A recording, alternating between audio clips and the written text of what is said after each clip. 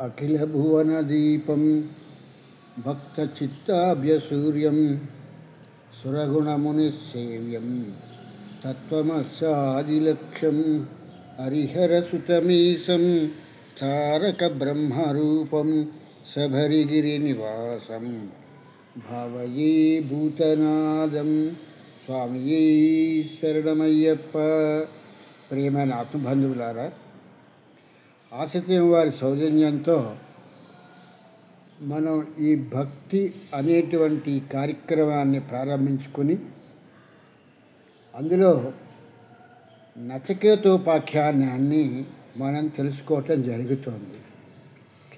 ఇది కథ కాదు. కథ అనేటువంటిది కంచుకెళ్తుంది, మనం ఇంటికి వచ్చేస్తామన్నటువంటి సామెతలా కాకుండా ఇది జీవితానికి సంబంధించినటువంటి ఒక ముఖ్యమైనటువంటి విషయము అనేటువంటిది ఇక్కడ ఆత్మీయులైనటువంటి మీరు గ్రహించవలసిన విషయము. మహాత్యాలు మహిమలు వెంట వెంపర్లాడుతూ పరిగెడుతూ ఉంటే ఈ మహాత్యాలు మహిమలు అనేటువంటివి శాశ్వతము కాదు అని నేను చాలాసార్లు చెప్పడం జరిగింది. ఇవి కూడా క్షణభంగరమైనటువంటివే. ఈ సృష్టిలో ఏదీ కూడా శాశ్వతమైనది లేదు అనేటువంటి విషయాన్ని ఇక్కడ యమధర్మరాజు నచికేతుడికి చెప్పడం జరిగింది. నేను కూడా ఈ జీవుల ప్రాణాలని వేళ్ళ తప్పక వచ్చి తీసుకుని వెళ్ళిపోతున్నటువంటి నేను కూడా ఈ యొక్క కాలుడినైనటువంటి నన్ను కూడా ఏదో ఒక రోజు నాడు నాకన్నా అతీతమైనటువంటి మృత్యుదేవత నన్ను కూడా తీసుకెళ్ళిపోతుందయ్యా మృత్యువులోకి. ఇక్కడ ఏ ఒక్కళ్ళు శాశ్వతం కాదు అనేటువంటి విషయాన్ని యమధర్మరాజు నచికేతుడికి చెప్పటం జరిగింది. ఈ నచికేతుడు యమధర్మరాజు దగ్గర నుంచి విన్నటువంటి ఆ ఒక్క పాఠాన్ని తిరిగి యమధర్మరాజుకే అప్పచెపుతూ నిన్న మాట్లాడుతూ ఆ ఒక్క నచికేతుడు ఈ యొక్క సముద్రము అనేటువంటి దాన్ని ఉదాహరణగా తీసుకోవటం జరిగింది.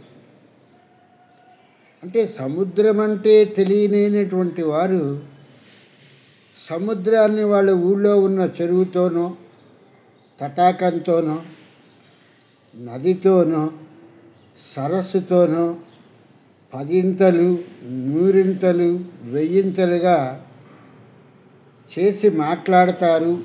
అసలు వాళ్ళకి ఆ సముద్రం అంటే ఏమిటి, ఆ సముద్రం అనేటువంటి దాని తాలూకు పదానికి అర్థం ఏమిటి అనేటువంటిది కూడా తెలియని వాళ్ళు మాట్లాడినట్టు ఈ యొక్క స్వర్గం అంటే ఏమిటో ఎవరికీ తెలియదు. ఈ స్వర్గానికి అధిపతి ఎవరు అనేది కూడా తెలియదు. పోనీ ఎవరైనా వెళ్ళి ఈ స్వర్గాన్ని చూసి రావటం కానీ ఆ అధిపతితో మాట్లాడటం కానీ చేశారా అంటే ఈ యొక్క నచికేతుడు తప్పించి యమధర్మరాజుతో మాట్లాడి తిరిగి మళ్ళీ భూలోకానికి వచ్చినటువంటి వాళ్ళలో ఇంకా ఏ ఒక్కరూ కూడా లేడు అనేటువంటి విషయాన్ని మనం గ్రహించవలసినటువంటి ముఖ్యమైనటువంటి విషయము. అటువంటి నచికేతుడు ఈ యొక్క సాగరము అనేటువంటి దాని గురించి, అంటే సముద్రము అనేటువంటిది ఎందుకు చెప్పాడంటే దాని విశాలతని తీసుకుని దాని లోతుని వీటన్నింటినీ కూడా దృష్టిలో పెట్టుకుని సముద్రము అనేటువంటి దాన్ని ఉదాహరణగా తీసుకోవటం ప్రారంభించాడు. ఈ సముద్రము అనేటువంటి దానికి ఇంకొక పేరంటే సాగరము అనేటువంటి పేరుంది. ఈ సగరపుత్రులు అనేటువంటి సగర చక్రవర్తి తాలూకు పుత్రులైనటువంటి వారు వాళ్ళ తండ్రి గారైనటువంటి సగరుడు యజ్ఞం చేస్తూ ఉంటే ఆ యజ్ఞ అశ్వాన్ని ఇంద్రుడు తీసుకువెళ్ళి ఈ యొక్క కపిల మహర్షి తపస్సు చేసుకుంటూ ఉంటే పాతాళ లోకంలో ఆ ఒక్క గుర్రాన్ని ఆ అశ్వాన్ని కట్టివేయటం జరిగింది. ఇది తెలియని వాళ్ళు ఈ సగరపుత్రులు మొత్తం అంతా వెతికి ఆఖరికి వాళ్ళు ఆ సాగరము అనేటువంటి ఆ సగరపుత్రుల చేత తవ్వబడినటువంటి పాతాళ బిలద్వారం వరకు తవ్వుకెళ్ళినటువంటి ఆ ఒక కందకాన్ని తర్వాత వచ్చినటువంటి భాగీరథుడి తాలూకు ప్రయత్నంతో అందులో జలం నిండటం మూలంగా దాన్ని సాగరము అని చెప్పేసి అని అన్నారు. ఈ సాగరము అనేటువంటిది అనంత సంసారానికి మూలము అనేటువంటి విషయాన్ని తీసుకుని ఈ సాగరము అనేటువంటి దానికి బదులుగా సముద్రము అని చెప్పేసరి వాడటం జరిగింది.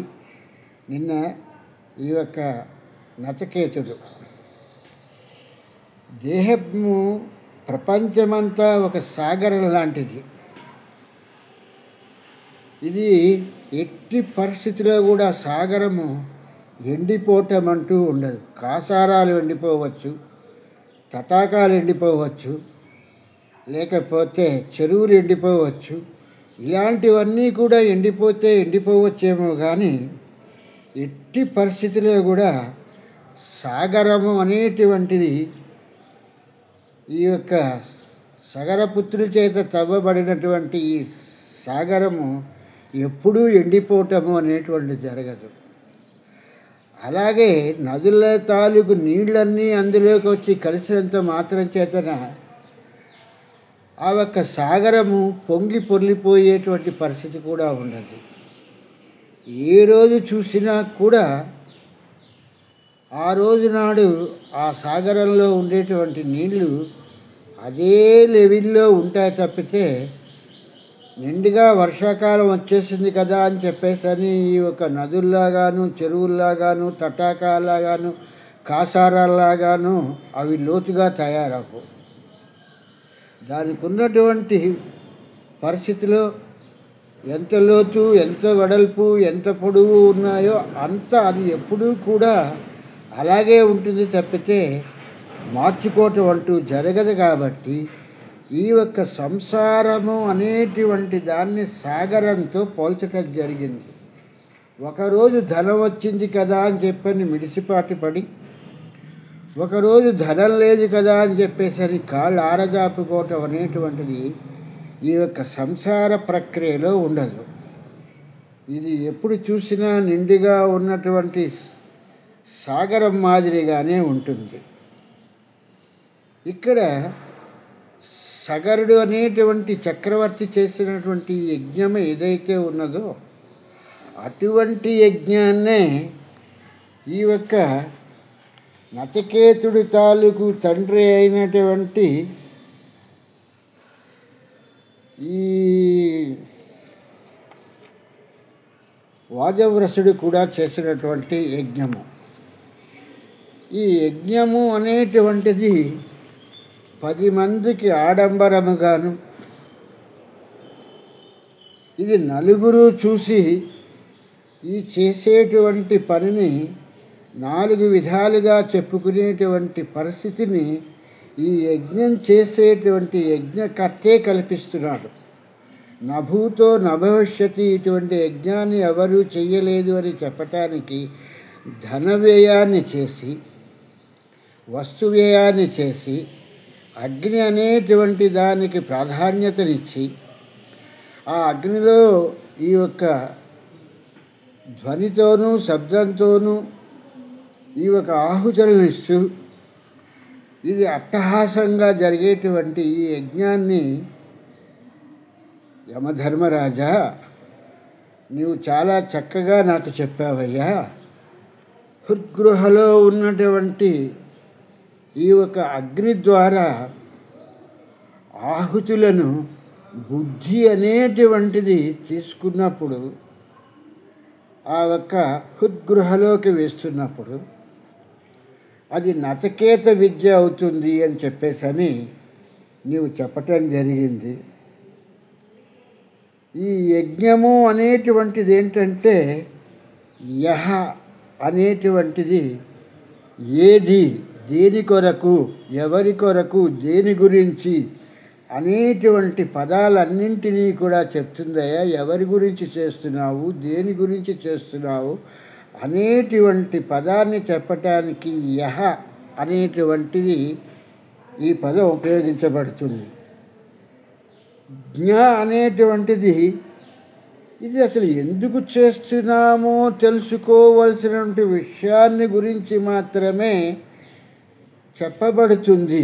ఇది జ్ఞానేంద్రియాలకి మాత్రమే తెలుస్తుంది తప్పితే కర్మేంద్రియాలు స్వాహ అంటే తీసుకెళ్ళి చేతితో ఆ ఒక్క అగ్నిలో వేయవలసిన వస్తువులను వేస్తూ స్వాహ అని చెప్పేసి అంటవే మిగులుతుంది తప్పితే అసలు ఈ యజ్ఞం చేసేటప్పుడు జ్ఞ అనేటువంటిది ఏంటి తెలుసుకుంటున్నాడు, ఏంటి వేస్తున్నాడు, అగ్నిలో ఏమి సమర్పణ చేస్తున్నాడు. ఈ రే అనేటువంటి దాన్ని ఇదివరకే మీరు చెప్పున్నారు. మనస్సు అనేటువంటిది మనసో జాత చంద్రోహో అని చెప్పేసని ఇటువంటి పరిస్థితిలో ఈ యజ్ఞం అనేటువంటి దాంట్లో ఈ రే అనేటువంటి మనసుని వేసేస్తే అక్కడ ఉండేటువంటిది ఏమిటి?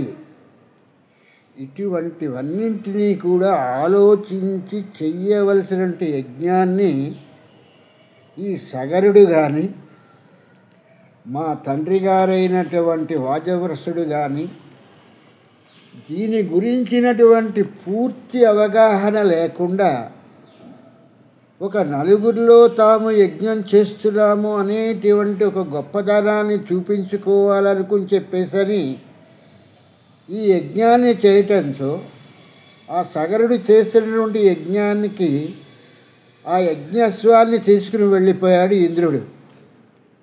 ఇక్కడ మా తండ్రి గారైనటువంటి వాజవ్రసుడు యజ్ఞం చేస్తూ ఈ జ్ఞ అనేటువంటిది ఏంటి తెలుసుకోవాలి అనేటువంటి విషయం మా తండ్రి గారికి తెలియలేదు.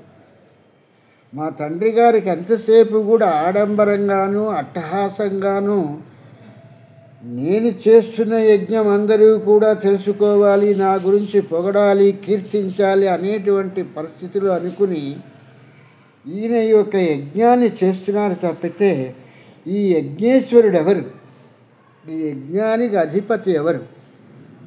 ఈ యజ్ఞానికి అధిపతి అయినటువంటి వాడికి ఈ ఆహుతులు అగ్ని ఎలా తీసుకువెళ్తోంది, ఈ అగ్ని తీసుకువెళ్ళేటువంటి ఈ ప్రక్రియ అంతా కూడా ఎలా జరుగుతోంది అనేటువంటి జిజ్ఞాసతో తెలుసుకోదగినటువంటి విషయాన్ని తెలుసుకోకుండా ఆర్భాటము హంగామాగా మాత్రమే ఈ యొక్క యజ్ఞయాగాది క్రతువుల్ని నిర్వర్తించడం జరుగుతుంది తప్పితే ఇది వాళ్ళు ఏం తెలుసుకోవాలని ఎవరి గురించి చేస్తున్నాము అనేటువంటి పరిస్థితిలో లేకపోవటం మూలంగా యజ్ఞ అశ్వాన్ని ఆ ఒక ఇంద్రుడు పట్టుకెళ్ళిపోయాడు సగరుడి దగ్గర నుంచి.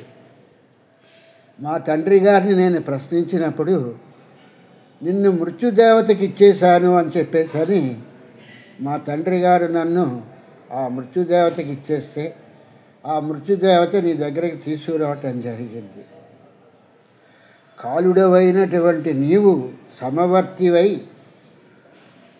నాకు ఇంతటి జ్ఞానాన్ని బోధించి నాకు గురుస్థానంలో నిలిచినటువంటి నీకు మరొక్కసారి నా తాలూకు హృదయపూర్వకమైనటువంటి వందనములు.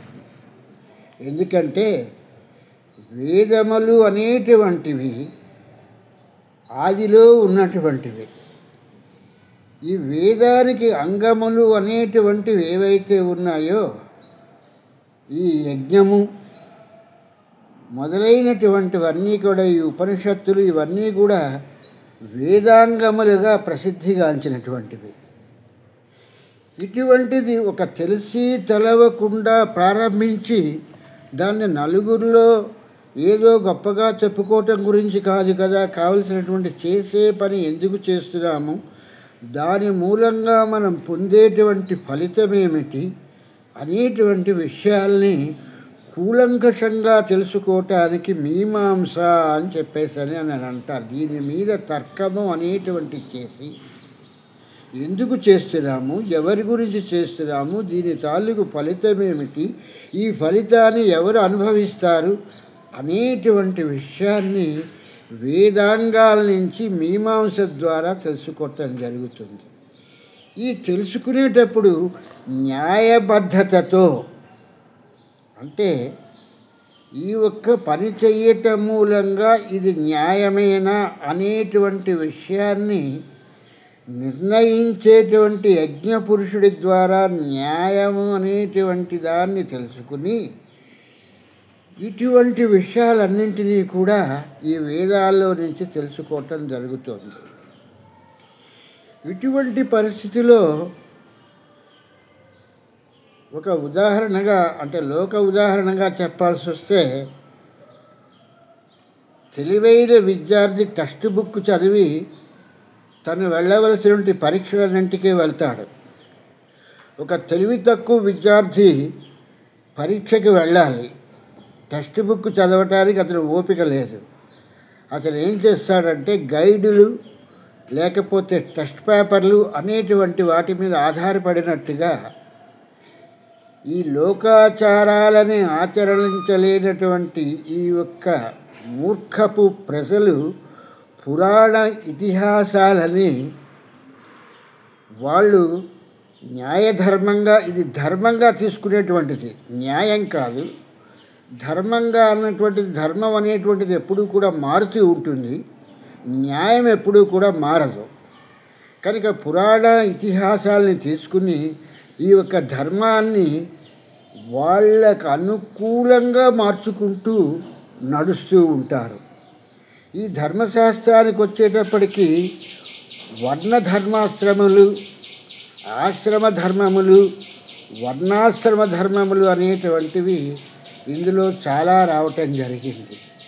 ఈ ధర్మశాస్త్రము అనేటువంటిది, పురాణము అనేటువంటి దాన్ని పట్టుకోవటం మూలంగా ఇందులో వర్ణధర్మములు అంటే చాతుర్వర్ణములు అనేటువంటిది భగవద్గీతలో చెప్పినట్టుగా ఈ యొక్క వర్ణధర్మములు అనేటువంటిది ఈ యొక్క ఎవరైతే ఈ వర్ణాశ్రమంలో ఉన్నటువంటి వాళ్ళు ఉన్నారో వాళ్ళు చేయవలసినటువంటి కొన్ని క్రియలని, కొన్ని పనులని ధర్మములు అని చెప్పేసి అని అంటారు.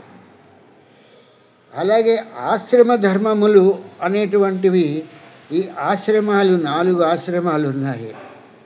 ఈ 4 ఆశ్రమాలకి కూడా 4 విధములైనటువంటి ధర్మాలు ఉన్నాయి. ఈ వర్ణాశ్రమ ధర్మములు ఇవి పాటించి తీరవలసినవే తప్పితే, అందుకే ఇక్కడ అర్జునుడు ఏమని అడిగాడంటే శ్రీకృష్ణుని, వర్ణాశ్రమ ధర్మములన్నీ కూడా భ్రష్టు పట్టేస్తాయి యుద్ధం జరిగితే అనేటువంటి విషయాన్ని అర్జునుడు శ్రీకృష్ణ పరమాత్మకి చెప్పటం జరిగింది. ఇటువంటి వర్ణాశ్రమ ధర్మాలన్నింటినీ చూసుకున్నప్పుడు భృగు మహర్షి ఈయన ధర్మశాస్త్రాన్ని గురించి ఈ యొక్క భృగువు అందరికీ కూడా వెల్లడించడం జరిగింది. ఈ యొక్క సృష్టిలో ఉన్నటువంటి ప్రతి జీవరాశికి కూడా భృగు మహర్షి ఈ యొక్క ధర్మశాస్త్రాన్ని గురించి చెప్పటం జరిగింది. ఈ యొక్క చరిత్ర చెప్పంటే ఈ వెంకటేశ్వర స్వామి కథ చెప్పేటప్పుడు ఈ భృగు మహర్షి ఆ యజ్ఞం జరుగుతున్నప్పుడు ఈ యొక్క యజ్ఞ పురుషుడైనటువంటి వాడు ఆ యజ్ఞానికి అర్హుడు అవునా కాదా అని చెప్పేసని నేను వెళ్ళి తెలుసుకుంటాను అని చెప్పేసని చెప్పి ఈ భృగు మహర్షి ఈ యొక్క బ్రహ్మలోకము, ఈ వైకుంఠానికి, ఈ యొక్క కైలాసానికి వెళ్ళి ఈ యొక్క విష్ణువుని తన కాలుతో తన్నటం జరిగింది. ఎందుకంటే శాస్త్ర సమ్మతమైనటువంటి విషయాలన్నీ కూడా తెలుసును అనేటువంటి అహంకారంతో ఉన్నటువంటి అతను తనకన్నా ఉన్నతమైనటువంటి యాజ్ఞ పురుషుణ్ణి కాలితో తన్నవచ్చునా అనేటువంటి ధర్మశాస్త్రాన్ని అతను తెలుసుకోలేక అతనే కాలితో తన్నటం జరిగింది. అటువంటి భృగు మహర్షి నుంచి ఈ యొక్క ధర్మశాస్త్రాలన్నీ కూడా మనకి చెప్పటం జరిగింది. ఈ యొక్క ధర్మశాస్త్రాలన్నీ కూడా తీసుకున్న తర్వాత యాజ్ఞవల్కుడు అనేటువంటి ఆయన ద్వారా యాజ్ఞవల్క్య సంహిత అనేటువంటి దాని మూలంగా మనకి ఈ యొక్క యాజ్ఞవల్క్య సంహితలో నుంచి వర్ణాశ్రమ ధర్మాలు, ఆశ్రమ ధర్మాలు ఎలా పాటించాలి అనేటువంటిది వీటిని చాలా చక్కగా కూలంకషంగా చెప్పటం జరిగింది. ఇది కృతయుగము, త్రేతాయుగం వరకు యాజ్ఞవల్కుల వారు త్రేతాయుగంలో ఉన్నటువంటి వారు, కృతయుగంలో వాళ్ళు భృగు మహర్షి వీళ్ళందరూ కూడా కృతయుగంలో వాళ్ళు. ద్వాపర యుగానికి వచ్చేటప్పటికి పరాశ సంహిత అనేటువంటి ఈ పరాశరుడు అనేటువంటి వాడు ఈ సంహితను చెప్పటం జరిగింది. ఇక్కడికి వచ్చేటప్పటికి వర్ణాశ్రమ ధర్మాలన్నీ కూడా నాశనం అయిపోయి ఇక్కడ కులధర్మాలు అనేటువంటివి ఇక్కడ ప్రారంభమవటం ప్రారంభించాయి. ఈ పరాశర సంహితని తీసుకుని ఈ పరాశర సంహితని కానీ మనం చదవటం ప్రారంభిస్తే ఇది కులధర్మాన్ని చెప్తూ ఉంటుంది. ఇటువంటి వీళ్ళందరినీ కలిపి చార్వాకులు అని చెప్పటం జరిగింది. ఈ పరాశరుల్ని, ఈ గౌతమ మహర్షిని, ఇలాంటి వీళ్ళందరినీ తీసుకుని చార్వాకులు అనేటువంటి దాన్ని చెప్పటం జరిగింది. ఎందుకు ఇలా జరిగింది అని అంటే వస్తుమీమాంస అయినటువంటి దాన్ని వీళ్ళు గ్రహించలేకపోయారు. ఏదైతే సారవంతమైనటువంటి ఈ సాగరం అనేటువంటి దాన్ని చూడకుండా ఎలాగైతే మాట్లాడుతున్నామో అట్లాగే ఈ యొక్క ధర్మాలకు సంబంధించినటువంటి విషయాల్లో కూడా ఈ పరాశర సంహిత, ఈ గౌతమ ధర్మ సూత్రాలు అనేటువంటి వాటికి వచ్చేటప్పటికి ఇవి భ్రష్టి పట్టేసి ఈ యొక్క ఎలా తయారయ్యంటే ఎవరి ఇష్టం వచ్చినట్టుగా వాళ్ళ తాలూకు తోచినటువంటి విషయాలనే ధర్మం కింద చెప్పడం జరుగుతోంది తప్పితే దీనికి ఒక భృగు మహర్షిని కానీ, ఒక యాజ్ఞవల్కుడిని కానీ, ఒక గార్గిని కానీ ఇటువంటి వాళ్ళని ఎవరినీ కూడా వీళ్ళు ఉదాహరణగా తీసుకొని చెప్పటం జరగట్లేదు. ఎవరి నోటికొచ్చింది, ఎవరికి తోచింది వాళ్ళు చెప్పటం జరుగుతోంది. వీళ్ళని చార్వాకులు అని చెప్పేసి ఎందుకన్నారు అని అంటే ఈ చార్వాకులు అనేటువంటి వాళ్ళు ఇది యాంత్రికంగా జరిగిందో ఎలా జరిగిందో ఇది పూర్తిగా తెలియలేనటువంటి విషయము. ఈ ఒక అహల్య తాలూకు భర్త అయినటువంటి గౌతముడు లేక ఇంకా అదే పేరుతో ఉన్న గౌతముడి ద్వారానో ఈ చార్వాకు మతము అనేటువంటిది ప్రసిద్ధిగాంచడం జరిగింది. మొట్టమొదటిసారిగా వచ్చినటువంటి మతం ఏంటయ్యా అంటే చార్వాకు మతము అనేటువంటిది ఈ యొక్క చార్వాకులు అనేటువంటి వాళ్ళు చెప్పటం జరిగింది. వీళ్ళకి ఆత్మ అంటే ఏమిటో కూడా పూర్తిగా తెలియదు. ఆత్మ అనేటువంటిది ఎక్కడుంటుందో కూడా వాళ్ళకి దానికి తగినటువంటి నిర్వచనము లేదు. ఆత్మ చేసేటువంటి పనులేమిటి అనేటువంటిది కూడా వాళ్ళకి ఏమాత్రము కూడా జ్ఞానం లేదు. ఇటువంటి పరిస్థితిలో వీళ్ళు ఈ చార్వాకులు అనేటువంటి వాళ్ళు ఏమని చెప్పారంటే ఆత్మ అనేటువంటిది శరీరమే ఆత్మయ్య, శరీరమే ఈ పనులన్నింటినీ నిర్వర్తిస్తోంది కాబట్టి ఈ శరీరమే ఆత్మ అనేటువంటిది ఉంటుంది. శరీరం ఎప్పుడైతే నిర్జీవమైపోతుందో దీనిలో ఉన్నటువంటి అప్పటికింకా కొంతవరకు జ్ఞానం ఉంది, జీవుడు ప్రాణము అనేటువంటి వాళ్ళు ఉన్నారు అనేటువంటిది ఈ యొక్క గౌతముడు కొంతవరకు అంగీకరించాడు. కానీ ఆత్మ అనేటువంటి దానికి తగినటువంటి నిర్వచనం ఈయనకి తెలియకపోవటం మూలంగా ఎప్పుడైతే జీవుడు ప్రాణము అనేటువంటివి ఈ యొక్క దేహంలో నుంచి వెళ్ళిపోతాయో అప్పుడు ఈ దేహం అనేటువంటి ఆత్మ నిర్జీవమైపోతుంది. కనుక ఈ నిర్జీవమైపోయినటువంటి ఆత్మ ఇంకా శూన్యమైపోతుంది, దీనికి ఇంకా ఏ విధమైనటువంటి పనులు లేవు అని చెప్పేసని చాలా కాలము ఈ చార్వాకుల మతాన్నే, ఈ చార్వాకుల సిద్ధాంతాన్నే చెప్పటం జరుగుతూ వచ్చింది.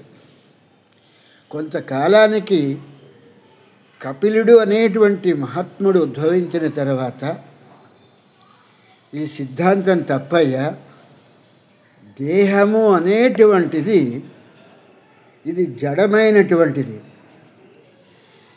విరాట్ పురుషుడైనటువంటి ఆ పరబ్రహ్మమైనటువంటి ఆ పురుషోత్తముడు ఈ ఒక్క ప్రకృతి అనేటువంటి దాన్ని సృష్టించడం జరిగింది. ప్రకృతి జడమైనటువంటి పదార్థము.